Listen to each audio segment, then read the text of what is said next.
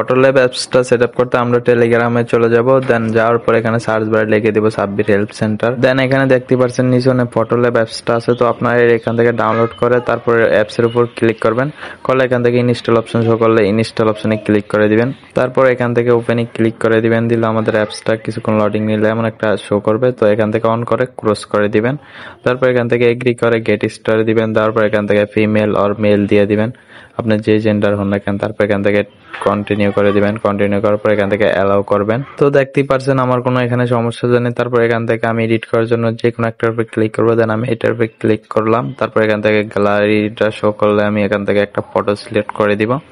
দেওয়ার পর আমার এখানে কিছুক্ষণ লোডিং নিবে। দেন নেওয়ার পর এই যে উপরে প্রসেসিং হচ্ছে। তো আপনারা দেখতে পাচ্ছেন যে আমার এই অ্যাপসটা কোনো সমস্যা দেয় নাই। আপনারা এইভাবে করে দেখবেন, যদি সমস্যা দেয় তাহলে কমেন্টে তাও জানাবেন। ফাইনালি দেখতেই পাচ্ছেন এই যে এখানে আমার অনেকগুলো অ্যাপস জেনারেট করছে। তো আপনারা এখান থেকে ডাউনলোড অপশনে ক্লিক করে সেভ করে নিতে পারবেন। তো আমি এখান থেকে কিছু ফটো সেভ করে নিচ্ছি। নেওয়ার পর তারপর আপনাদের এই যে দেখাচ্ছি সবগুলো ফটো অটোমেটিক হয়ে গেছে। এখান থেকে একসাথে আপনারা সবগুলো সেভ করতে পারবেন। তো তারপর এখান থেকে ব্যাক করে যদি আরো অনেকগুলো আছে সেগুলো দেখে দেখে আপনারা এখান থেকে এডিট করে নিতে পারবেন।